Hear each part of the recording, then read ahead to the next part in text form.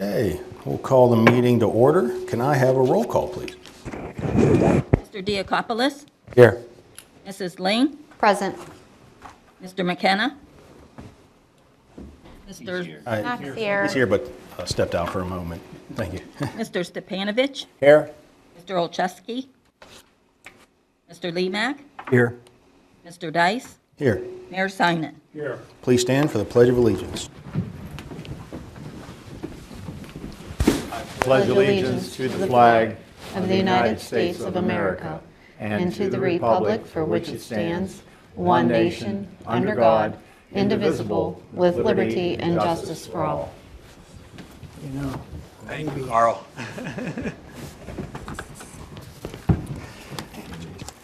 Okay, Mr. Nestico, do we have any unlisted amendments this evening? None for this evening.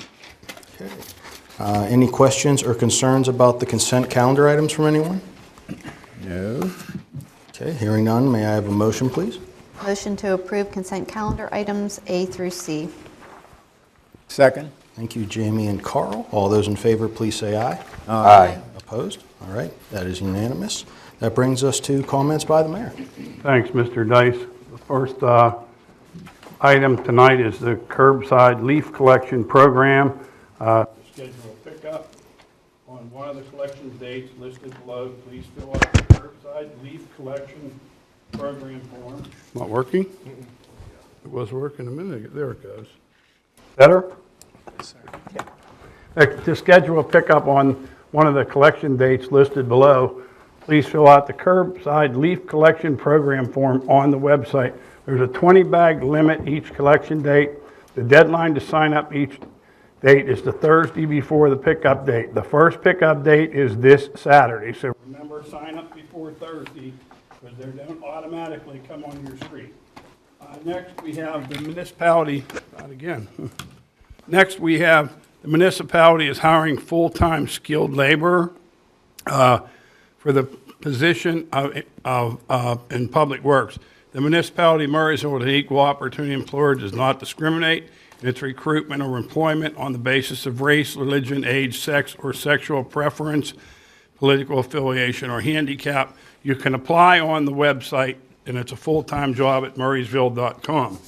Next, tomorrow's the last day for vendor registration for Trick or Treat on the Trail. Be sure to sign up by tomorrow so we can include you in our event. All vendor information will be emailed out on Thursday. Vendor registration can be found at the link below. For those of you listening, it's www.murrysville.com/568/trick-or-treat-on-the-trail.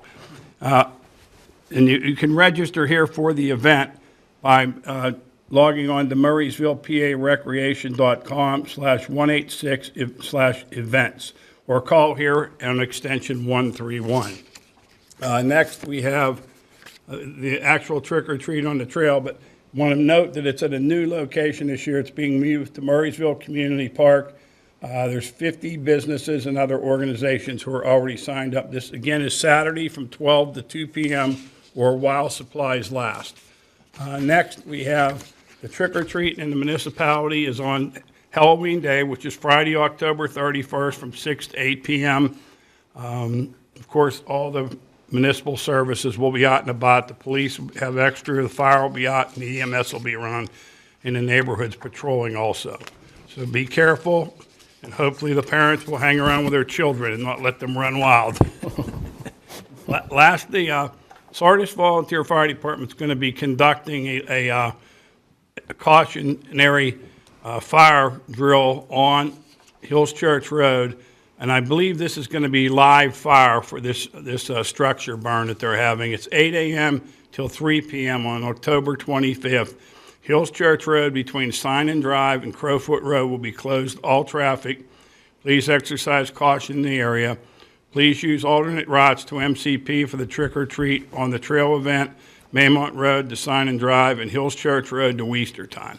And I believe that concludes my announcements for this evening. Thank you. Yep, thank you, Mayor. That brings us to comments by the Chief Administrator. Michael? Yes, just a few brief ones. The mayor addressed the road closure, so that's good. The community should be made aware of that for anybody going out to MCP on Saturday. Just two minor updates. It seems like every month or every meeting I'm in here talking about the traffic signals. We continue to have some issues with the signals on 22. Again, not much to report there, but just want the community to be aware that we do know there are some issues with some of the signals out there when they go into recall mode, when we have outages. We just had a power outage this past weekend. I believe it was Saturday.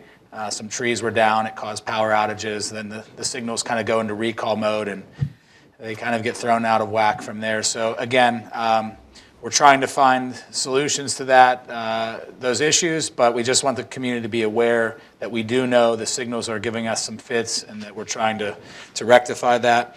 And just one other minor item to note, there was some chatter on social media about the clock at Town Square. Historically, this is that was part of the streetscape project that occurred there at Town Square, but historically the municipality has never actually maintained responsibility over setting or managing that clock. Not quite sure how or why that took place that way, but in talking with Public Works, we've never actually set the clock or done any maintenance on it or anything like that. I think that there's a private group or a volunteer that manages that.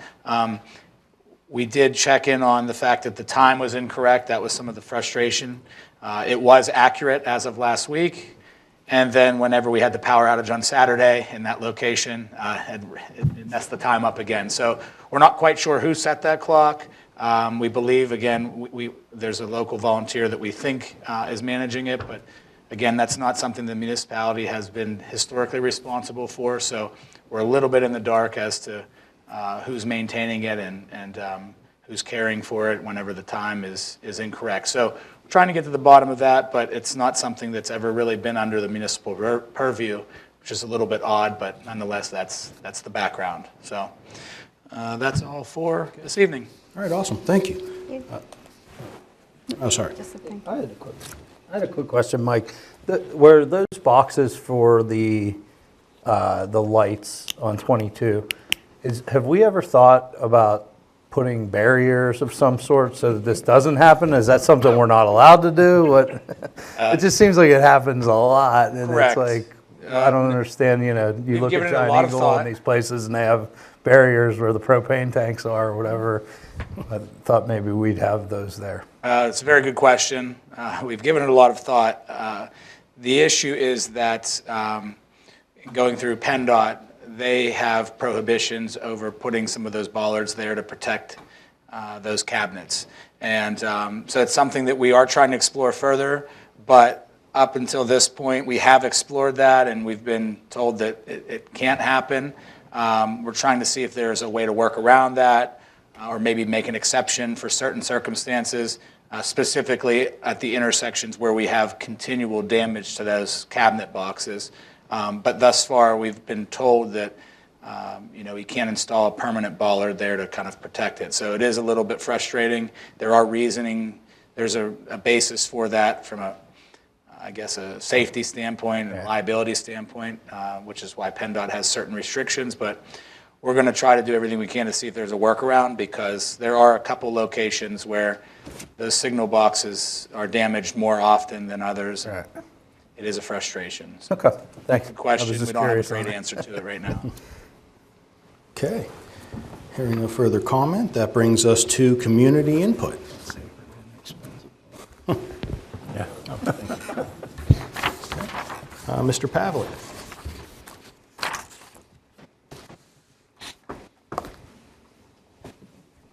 I think fate was conspiring against me this evening. I normally email you things. My email wasn't working. I tried printing out copies and I ran out of ink. And then I ran out of time. So I'll send you these by email like I normally do, and I'm going to give this copy to Mr. Nestico, my single copy that I did actually get printed.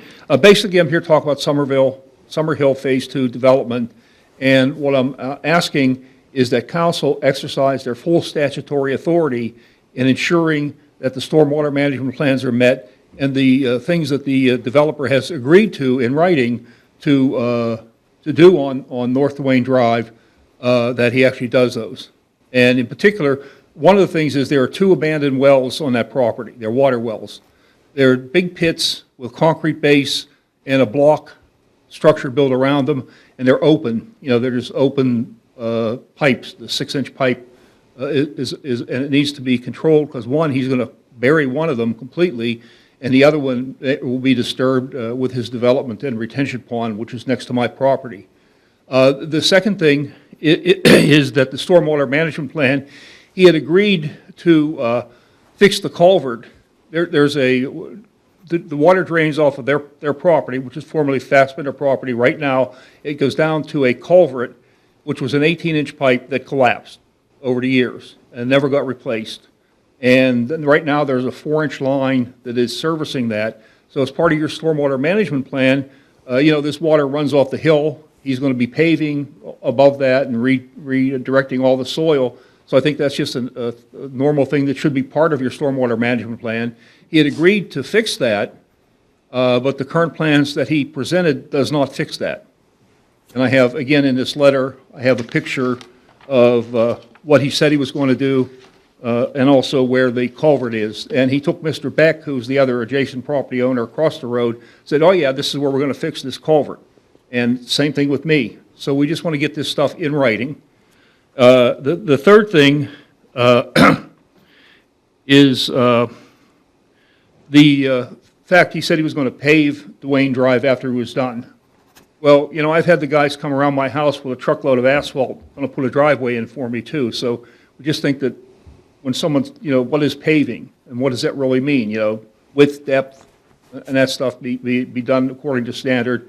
And the fourth thing, which is probably more appropriate for the FTMSA, is they want him to tie all the grinder pump lines into the gravity line that he's putting in right now, because he's going to be really coming and disrupting that line to begin with. And we'd just like to ensure that, to the fullest extent of your statutory authority, that you do that. I don't think we're asking anything that's outside that statutory authority, and that's why we're presenting this. And so far, he has not done what he said he's going to do in terms of in writing and in the documents. And, it'll be too late once the plans get approved. And I think Planning Commission gave you some recommendations of what should be done. And so we're not, again, asking anything that's outside of that. We're just asking that it be formalized and that you direct your staff to implement that stuff. I could say absolutely. That's how we approach all developments. Sir. And I'll try and send that to you, but you might internet back up working. Oh, geez. Thank you. Mr. Pavlik, Yes.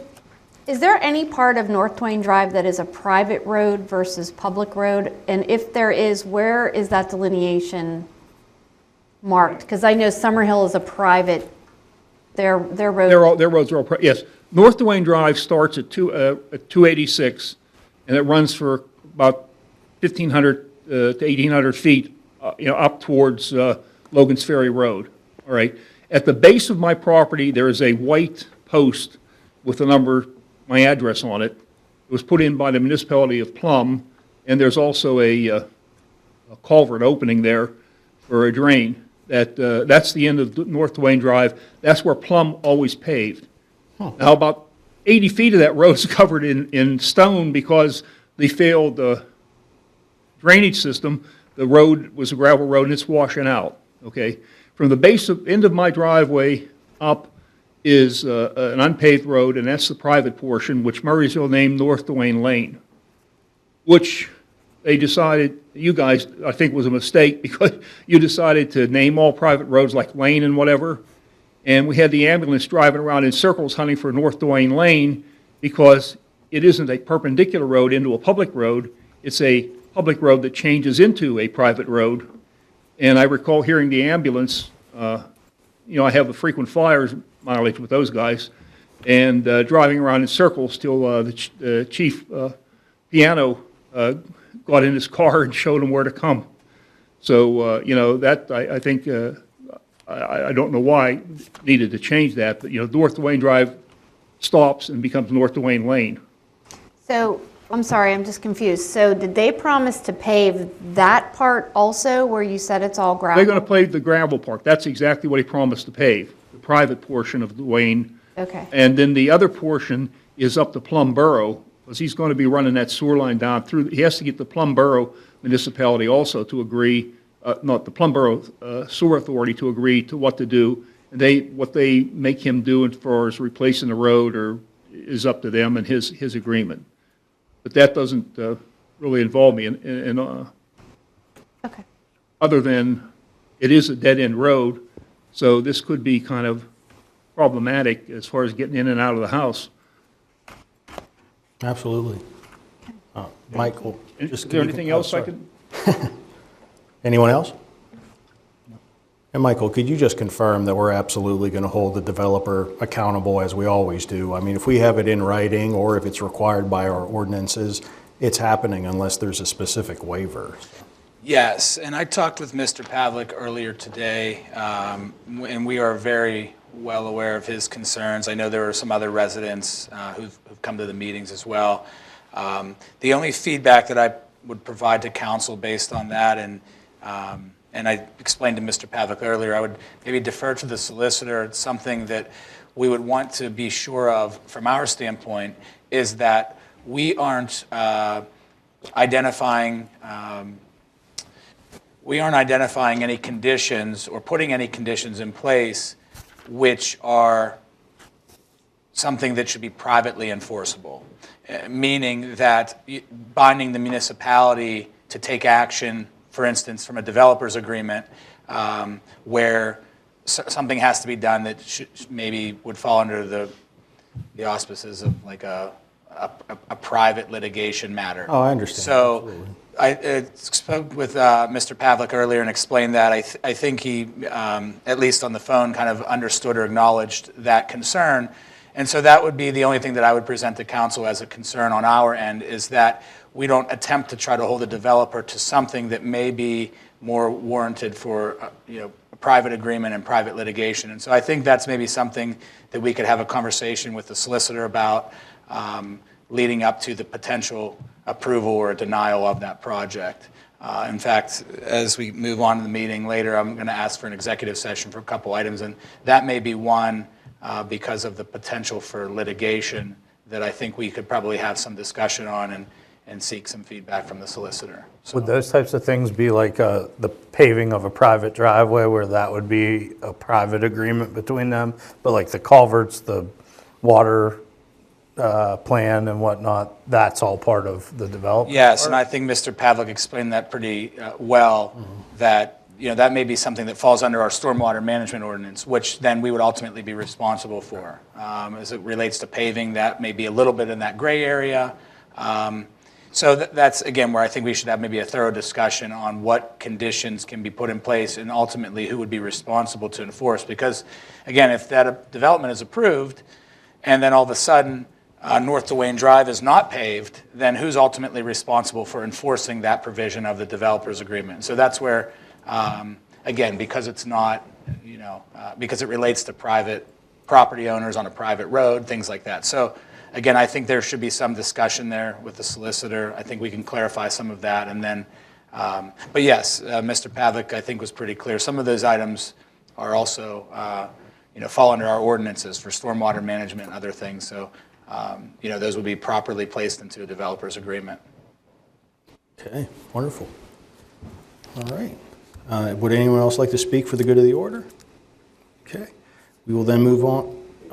Yeah. May I just make one point? Yeah, relative to that paving, that may be more under. You have to use the microphone. Sorry. Yes. I'm going to talk to the body parts before I can. As far as the paving, that may be more appropriate to the FTMSA, but FTMSA has authority as to how they restore whenever they dig up the road and restore it. And my recollection of the developer said, well, it'd be just too much of a pain in the butt. I'm just going to pave the whole road. So that's how what started. He was offered to pave it and said he would pave it. I just want to make sure that when they say you're going to pave it, that you actually somehow enforce it. That, I work on standards for ships and stuff. And you got 2,000 pages of specs that call out other specs that call hundreds of pages, because it's amazing how discrepancy you can have when you want to say, like, paint something. You know, well, what do you mean paint something? You just slap the paint on it, or you prepare the surface, you do that, you know, and so you're going to say pave the road, what does that actually mean in terms of what he's going to do? He's offered to do it, he said he's going to do it, and Wes, you're also the solicitor for the sewer authority. I know you guys have had some discussions on that, so we just hope that that would be nailed down. Absolutely, we'll do what we can, sir. Right, 'cause I think Plum Borough may require them to overlay their whole road, you know, the public portion. Okay, thank you. Okay, moving on to liaison comments and committee reports. Let's start on this end. Jason? Library meeting was last, excuse me, Thursday. The audit was reviewed and checked out, was checked out by all the board members, no problems. They worked on a few new policies for the library. That's been a big push lately. Circulation's been normal. They had ordered a new book drop collection device. The one they have now is pretty rusty, so they're waiting on that. And the mayor talked about some Halloween events. The library has a trick-or-treat event on Tuesday at 5:30 where a storyteller will read Halloween-related books. Okay, That's all. awesome, thank you. Carl? The Murraysville Parks and Recreation Foundation will meet tomorrow at 8:30. The Medic One met on October 16th. Some of the statistics, there were 1,096 ambulance calls and 67 wheelchair calls in September. One of their vehicles was in an accident and it was totaled to the tune of $93,000 in damages. They were able to purchase a used device, a vehicle, if you will, for $145,000, which was a good deal, actually. They've applied for several grants. The increase in the health insurance for the employees was only 9.3%, which is actually, in today's environment was quite good. They indicated that, and I know that we have agreed or put forward a resolution on the opioid settlement, and they just said if there's any further information, what have you, that they deal with the opioid crisis, you know, as a first responder, and they'd be certainly willing to help with us if necessary. Also, the average raises for the Medic One is 4.5%, and they did say that some of the employees within that, the Medic One, have received much more than that, and that they had to, if you will, to remain competitive and keep their employees. I would make a little mention here about, I know they are interested in getting additional funding, if possible, from the municipality. And looking at that, the municipality in this year funded the Medic One to the tune of $108,911.25. The 25 cents sounds like an odd amount, but it's based on a per capita of $5.25 times a population of 20,745. So that's a healthy amount, and also that between 2023 and 2024, 2023's reimbursement to the Medic One was based on a 2 mil tax levy to the tune of 67 and some odd $1,000. When they went to the per capita in 2024, the amount was raised to $108,000 and some dollars beyond that. So that was like a 61% increase. I guess what I'm saying is that the municipality has been, I think, very fair in their supporting the Medic One. Not that they don't have problems, meaning funding problems, but that, or at least some statistics on that. So, Thank you, Carl. yeah. Yep. Matt? Parks and Recreation met last Tuesday. We are, a couple things, obviously the mayor had said with the trick or treat on the trail, they're pretty busy with all the Halloween stuff going on. One thing that's new is Carly and Dave and some other volunteers started really working hard on the natural playground at MCP. And it's pretty cool. If you go out there, it's like it's an all natural TP type structure, and they're adding things to it, and it's just all natural for them to play in. But it was pretty impressive when I saw the picture for it. So thank you to them and the other people on the Parks and Recreation Committee for volunteering to help with that. So they're excited to get that up and running. And the other thing going on is the Franklin Regional Mountain Biking Team. My son's actually on that team. They're going to be utilizing Pleasant Valley Park as like a home type course for them. So they had last Tuesday, and they've been ongoing having trail maintenance there. So all the team comes there and works on the trails. So they cleared a lot of stuff out and making it so that they're nice trails, which the community can use as well. It's just they'll be utilizing those a little bit. So it'll be nice to have our own team, because we were going to Plum to Boyce Park before. So having them be in our community will be great too, to be able to utilize those parks. And then the only other thing that came up is we may change next year the meetings for Parks and Recreation. We have to kind of discuss with Mike and figure out logistics, because they tend to fall always on the Tuesdays at Townsend. So all summer, kind of our meetings get kind of screwed up, or they're a meeting at the pavilion there beforehand, and it's just not. So we may just adjust it to like the third Tuesday or first Tuesday or something, but more to come on that. Yeah, gotta fix That's it. that. Oh, that's all awesome, thank you. Yeah. Jamie? So the Planning Commission meeting was canceled for this month. The next meeting should be scheduled for November 11th, which is also Veterans Day. So Probably not. probably not. So that's what I was looking at Michael to say. Yeah, I mean, that's the tentative date right now. If we Okay. need to shift that, we would have to re-advertise, but I guess we could look into that and see what to do. I mean, I have no problem making it, but some Okay. other people might. So. Yeah, we'll find out and see what we need to do. If Okay. we have to reschedule it, we could always re-advertise a new date and go from there. Okay, sounds good.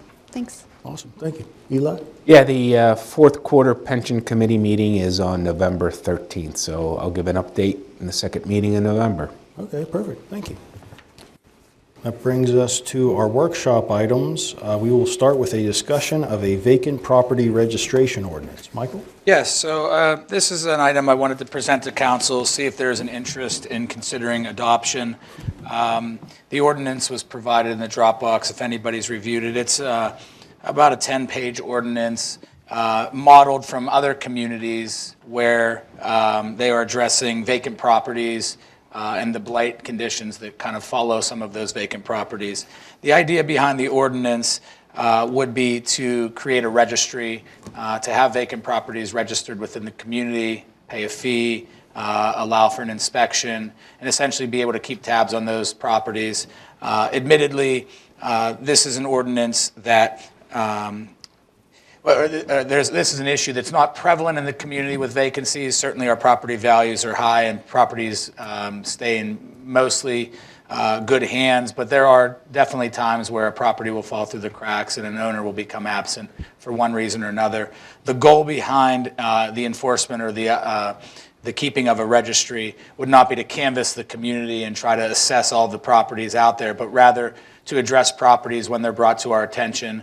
There are a few that come to mind for myself, some problem properties. I think council members that I've spoken with have also mentioned that they are familiar with a few problem properties in the community, and the idea would be that those type of a property would be registered, and then we could kind of keep tabs on not only the conditions at that property, addressing blight and other things like that, be able to have an inspection, things like that.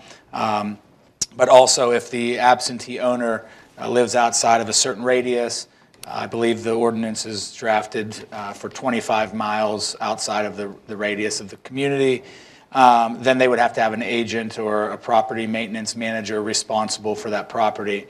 Again, one property that comes to mind that's kind of a glaring example, the individual lives out of state, they pay the taxes, but they aren't maintaining the property and it sits there empty. It causes a lot of concerns for the neighborhood. The neighbors call here occasionally. They've called over the last decade or more.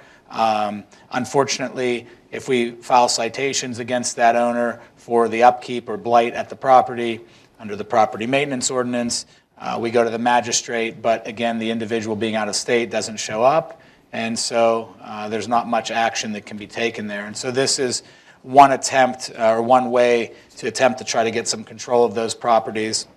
It won't always work, but it's kind of another tool in the toolbox to address potential blight or potential problems in the community and try to ensure that we're protecting the existing properties and homeowners so that their property value isn't diminished by somebody that would either walk away or just kind of neglect their property. Again, I would want to reiterate to the community, to council, that the goal wouldn't be to try to canvass the community or try to immediately go after properties. This would be something that's kind of, again, a tool in the toolbox that when we encounter problem properties or when we become aware of them, then we can kind of address them. There are provisions in here for properties that, while they may be vacant or empty, if they are actively listed for sale, reasonable market value, things like that, then they are essentially exempt from the ordinance. So, if somebody's not living in their home, but they're trying to sell it and it's been on the market, again, it somewhat doesn't apply to those type of properties. So this is really to try to address and overcome some of the issues with blighted or truly vacant and abandoned properties where ownership is absent and we're kind of stuck without a lot of options to remedy those issues. So that's essentially a rundown of what the ordinance consists of. Again, it's kind of modeled after other communities. The nearest community that has one of these is Monroeville. They have a vacant property ordinance.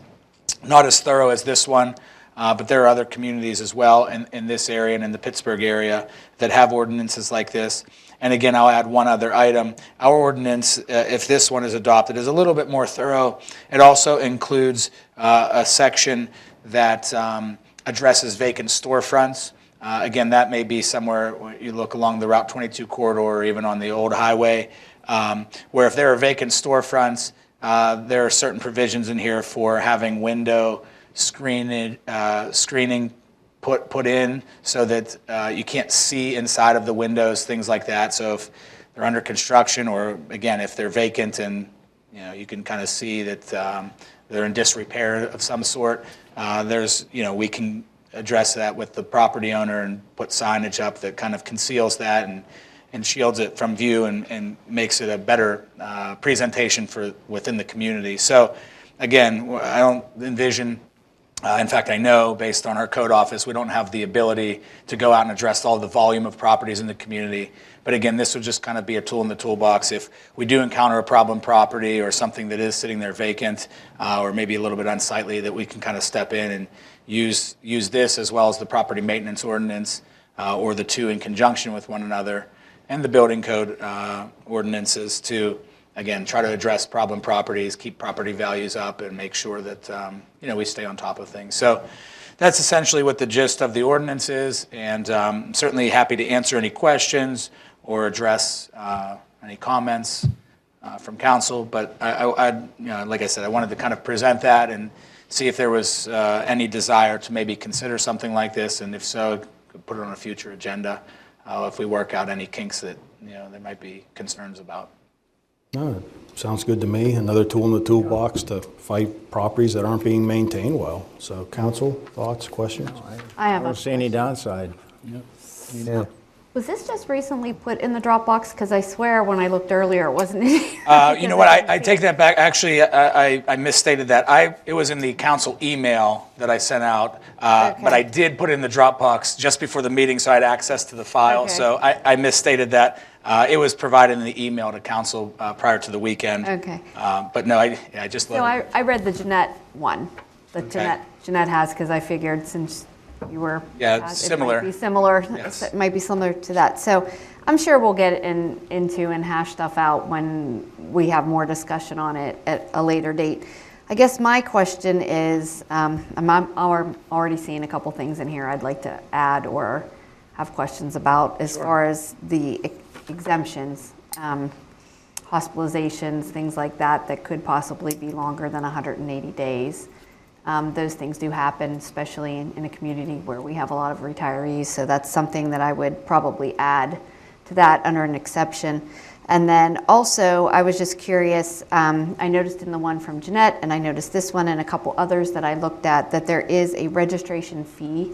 And I'm just kind of curious as to why we're charging somebody to register their vacant property. Like, can you just explain? Sure, yeah, no, that's a good question. You to explain it to me. Yeah, and I didn't mean to omit that. That's one of the main facets of the ordinance. So the idea behind that is, one, it provides for a fee to not only do the inspections and have the staff perform or maintain the registry, but also, as you can see in the ordinance, the fee escalates over time. And the idea being that it's kind of a way to create incentive for those vacant property owners to get that property back into viability or back into use. Whether that means, taking someone who's just sitting on a property, not marketing it, not maintaining it, and kind of encouraging that, okay, if you allow this to continue for long enough, the fee escalates. Now there's some incentive there to say, well, maybe I should do something with this property. Maybe I need to either repair it, get it up to, up to code, or maybe I need to transact it, put it on the market, something like that, as opposed to just sitting on it kind of in perpetuity. So that fee that escalates is one way to create incentive. Plus, again, the longer that a property sits there vacant and not maintained, it creates a bigger burden on the community. Now, when the code officer goes in there, the inspection process may be more involved. There's the potential and likelihood that there are further code issues. Let's face it, anytime a property sits vacant, it doesn't get any better sitting there. So all of that is part of the reason why there is a fee to maintain and manage the registry database, perform inspections, and I guess enforce the ordinance, but then also to incentivize and prevent blight from occurring in the community. So Perfect, thank you. Mike, if a vacant property isn't, like if this went through and the vacant property isn't registered, if another community member reports that as a vacant property, is that something we would go to the homeowner to ask for it to be registered, or how does that work? Because like a lot of these people, if it's a vacant, dilapidated property, they're not coming to court or answering anything anyway. They're not going to register their own house in this. you're right. So the idea is, and again, right now, if there's a vacant property and this ordinance is in effect, we're going to go and we're going to kind of be chasing our tail as we do with property maintenance violations at that same property. But if a property all of a sudden, maybe say a business on the highway leaves a storefront and now there's no tenant in there, we know that it's, we're aware of it in the community, and so we can try to address that from the outset before it gets too far away from us. And that's kind of where the ordinance probably has the most teeth, is when we see something occurring right away at the outset. Now, if it's in a neighborhood and the neighbor calls and says, I know they just moved out, there's nobody in there. Well, one, there's a period of time, I think in the ordinance it's written now as 60 days, maybe 90 days. But again, there are also conditions, and I'm looking at them here, that allow for a property to be exempt from the fee. So if they meet municipal code, the property's, being marketed for sale, things like that, and then it also has other good cause determined by the municipality, we don't have to have that fee in place. So if a neighbor calls and says, hey, they just moved out, I know it's empty, again, we're going to use discretion. The goal isn't to try to, address that property. They also wouldn't really be subject to the ordinance because they would meet the criteria for exemption. But again, if it became a problem, they weren't maintaining it, blight were to occur, again, I think of a property now that has a tree leaning on it. The neighbors are concerned. They think that animals are going into the home. And again, there's nobody there to manage that. That's more of the type of property that we would be going after. And I think, again, anytime the community makes a complaint or provides us feedback, we take that seriously. We'll look into it.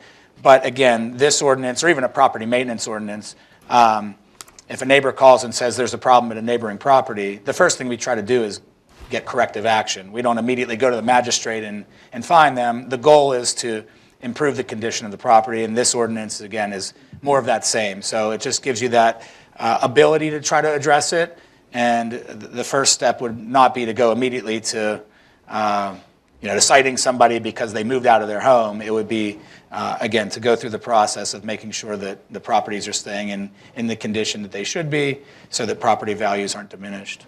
If that, I hope that answers your question. I know it's a little bit long-winded and kind of around it, but.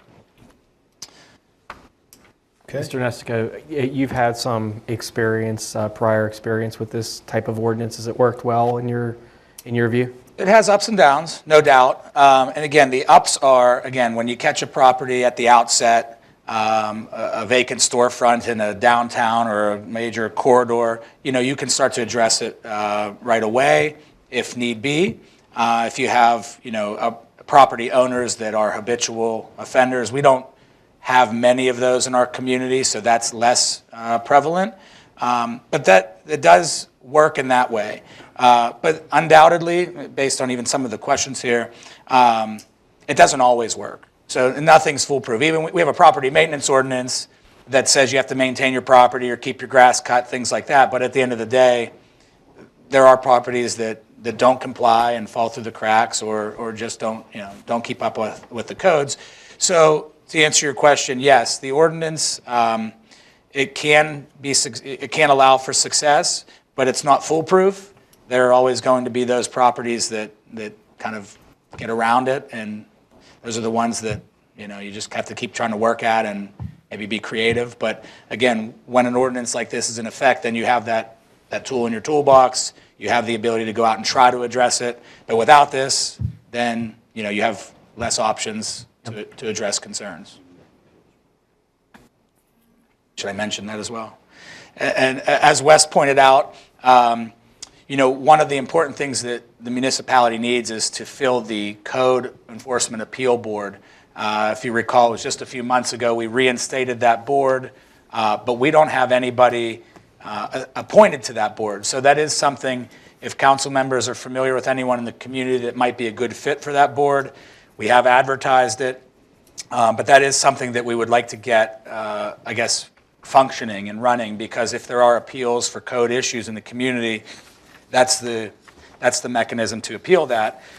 So if you or anybody that's listening at home is familiar with somebody that may be interested in serving on the Code Appeals Board, typically the folks on those boards are engineers or architects or construction folks, people that understand building code, even firefighters, et cetera. Anybody that might be in that field of dealing with building or code related matters could be a good fit for that board, and we do need to fill that. So I don't know if there's anything else to address there, Wes, but No, I think that needs to be done. And remind me how many people are needed for that board? I believe it's 3. 3, okay. Please. So that's, hopefully I'm answering some of the questions here regarding the ordinance itself. Like I said, it's not foolproof, but it is something that just gives us another tool in the toolbox, and I think that's helpful anytime we need to address an issue in the community. Awesome. Any further questions or concerns? Well, sounds like we have a plan. We'll be ready to move forward pending any comments, but we can probably have it on the agenda to advertise. So, wonderful. Yeah. I don't have it on this agenda, but... I'm at the next agenda. Yeah, sure, but on the November 5th, it can certainly be listed there. And again, if there are any follow-up questions between now and then, you could certainly ask me. If you want to wait until the meeting, I'll be prepared to address questions or concerns then. And again, it's not a rush because it's not that it's a pressing issue, it's just something that I think is advantageous. So even if we're not ready on November 5th to advertise, we can always make sure we work out the kinks and put council in a position where you feel comfortable considering it, so. Absolutely, yeah, no need to rush either. So that ends our workshop items. We will move on to our council action items. Can I have a motion for 13A, please? A motion to adopt resolution number 805-25, a resolution of the Municipality of Murraysville, County of Westmoreland, Commonwealth of Pennsylvania, approving the transfer and acceptance of restaurant liquor license number R-16428 into the Municipality of Murraysville. Second. Thank you, Carl and Jamie. Mr. Nestico, I know there was a hearing about this. Anything to add prior to the vote? No, this is the former Atria's restaurant. We're excited to see a new business going in there, and so this is the liquor license request transfer that must take place for the ELCB to award liquor license to that business. Mike, does the liquor license that goes with Atria's, that then still resides in the municipality? It's just probably for sale? They're just purchasing this one outside? Or? I'm sorry to interrupt you. I can't say that I know that answer. Whatever liquor license came with that business, the owner of that license has discretion over what they choose to do with it. They're obviously not transacting it to this business. This one is coming in from Mount Pleasant. So I don't know if that one is leaving the community or not, but the owner of the license itself makes that decision. And I don't know, to be honest, I'm not sure if we would get notice if it was leaving the municipality. Right. We may not. I'm not sure of that. A question, just the Primo Subs in Creekside, is that the same group? No. No, this is a different group. Okay. Yes. Okay. Hearing no further comments, all those in favor, please say aye. Aye. Opposed? All right. It is unanimous. Thank you. That brings us to 15A. Can I get a motion, please? Make a motion to enter into an access maintenance agreement with DN Tanks LLC to utilize 2.9 miles of municipal roadway. Second. Thank you, Mac and Jamie. Michael? Yeah, it's pretty straightforward. DN Tanks will be conducting the work on the MAWC project for the new water storage tank on Lions Run Road. So this is a request from the DN Tanks to use 2.89 miles of road. They estimate or anticipate that the total truck traffic will be 132 trucks throughout the life of the project, and they did post a bond in the amount of $36,125. The engineering department did review the request and doesn't seem to have any concerns, so staff does recommend approval of the excess maintenance agreement. Did they indicate how the length of the project, like the timeline for that? You know, I believe they did. In fact, I think they may have even mentioned it here when we had the hearings. But I do forget what the timeline is. Okay. I know that they have to do, I thought it was pretty quick. they're doing the new tower and then I think rehabbing the old tower. And I'm not sure if these trucks are also part of both phases of that project, but I do forget what the timeline is on that. I could look back to a previous meeting. The routes, is this just the route they would take from their shop to the work site? Yeah, I'm not sure if it's from their shop, but yeah, they have a specified route of, and you can see it in the briefing if you have it in front of you, but it starts with 0.66 miles of Pleasant Valley Road, 0.06 of Lions Run Road, 1.65 of Klein Hollow, and 0.21 of Hills Church, and actually 0.31 of Silvis Road. So I can't say that I know the route, but that they have a defined route through using those specific areas of the roadway. And I'm not sure where they're coming from, but if it's their shop or from an outside municipality, but that is that's the path they'll be taking. Thank you. Sure. I'm not sure if that was so helpful. Hopefully it was, but I was just thinking about someone in this room past his house. Okay. Any further questions or concerns from council? All those in favor, please say aye.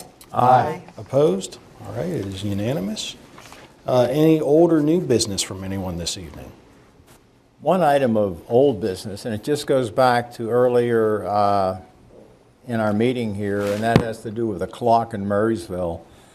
It seems that when I see a clock that isn't working and anybody else sees it, they're going to say the municipality's not taking care of it.